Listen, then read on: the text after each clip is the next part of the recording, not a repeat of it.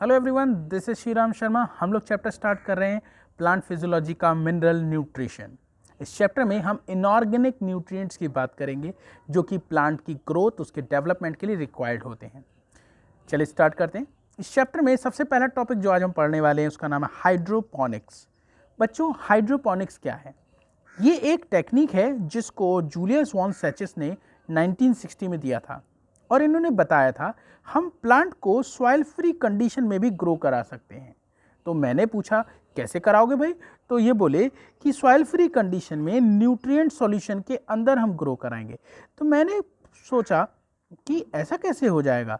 तो ये बोले देखो भाई, ऐसा होता है कि जो चीज़ें हमें सॉइल से मिल रही हैं, अगर वही सारी चीज़ें प्लांट को न्यूट्रिएंट सॉल्यूशन की फॉर्म में दे दी जाएं तो प्लांट ग्रो कर सकता है। तो इन्होंने अपना एक्सपेरिमेंट कराया। उस एक्सपेरिमेंट को कराने के लिए उन्होंने एक एक्सपेरिमेंटल सेटअप लगाया। उसमें एक ग्लास का जार लिया, एक ग्लास के जार में एक प्लांट लगा दिए। ये यंग प्लांट है, इसे हम सीडलिंग भी कह सकते हैं। इधर एक फनल लगा दिया जिसमें से न्यूट्रिएंट का एक सॉल्यूशन डाल दिया। ठीक है, ये सॉल्यूशन आ गया।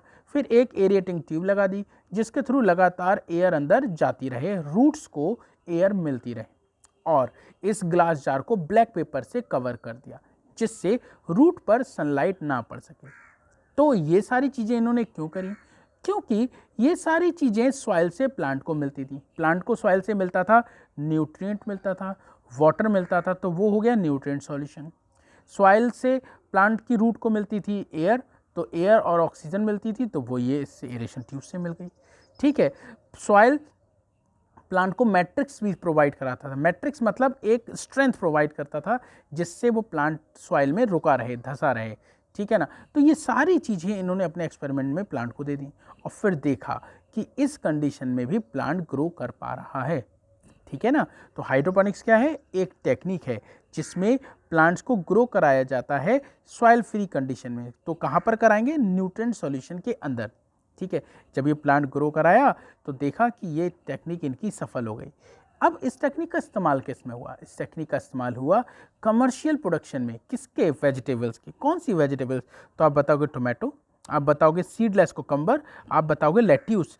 अब ये क्या होता है? टोमेटो, टमाटर, सीडलेस कोकम्बर मतलब बिना बीज वाला खीरा जो कि स्वाद में अच्छा हो, खाने में अच्छा लगे। लेट्यूस मतलब सैलेड वाले प्लांट, जो लीफी प्लांट होते हैं ना, जैसे गोभी टाइप के, पत्ता गोभी जो होती है ना, उस पत्ता गोभी टाइप के जो प्लांट होते हैं, तो उस टाइप के प्लांट लेट्यूस की कैटेगरी में आते हैं। ये जो प्लांट हैं इनका कमर्शियल प्रोडक्शन कराया इस टेक्निक के थ्रू।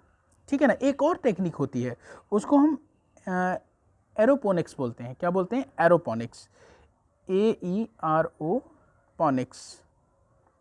तो एरोपोनिक्स क्या है भाई? हाइड्रोपोनिक्स आपको समझ में आ रहा है, वाटर वाला, और एरो मतलब एयर वाला।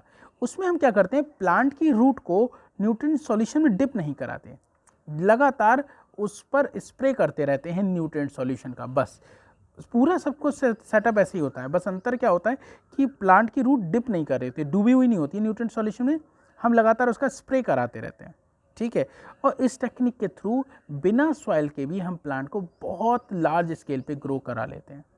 फिर एक और क्वेश्चन आता है, इस हाइड्रोपोनिक्स का इस्तेमाल इन प्लांट्स के ग्रो कराने के अलावा किसी और चीज़ में भी होता है? तो आप बताओगे हाँ, होता है। इस टेक्निक के थ्रू हम पता कर सकते हैं वो न्यूट्रिएंट्स जो कि प्लांट के लिए असेंशियल हैं। क्या पता कर लेते हैं? कौन से न्यूट्रिएंट प्लांट के लिए असेंशियल हैं, ये हमें पता लग जाता है इस टेक्निक से। हमें पता लग जाता है कि प्लांट के जो असेंशियल एलिमेंट है, अगर उनकी कमी हो जाए, मतलब डेफिशिएंसी हो जाए, तो क्या होगा? हमें पता लग जाएगा कि प्लांट में अगर ये न्यूट्रिएंट ज़्यादा हो जाए तो टॉक्सिसिटी होगी। तो वो जो टॉक्सिसिटी के सिम्टम है क्या होंगे? तो हमें टॉक्सिसिटी, न्यूट्रिएंट की डेफिशिएंसी, असेंशियल न्यूट्रिएंट कौन कौन से, ये सारी चीज़ें हमें इस टेक्निक के थ्रू पता लग जाती हैं। ठीक है, तो आपके पास क्वेश्चन क्या आएगा? क्वेश्चन आएगा व्हाट इज हाइड्रोपोनिक्स। फिर क्वेश्चन आया किसने दिया था? वॉन सेचिस ने दिया था। किस तरह के प्रोडक्शन करा रहे थे? इन तीनों के प्रोडक्शन की बात हुई थी।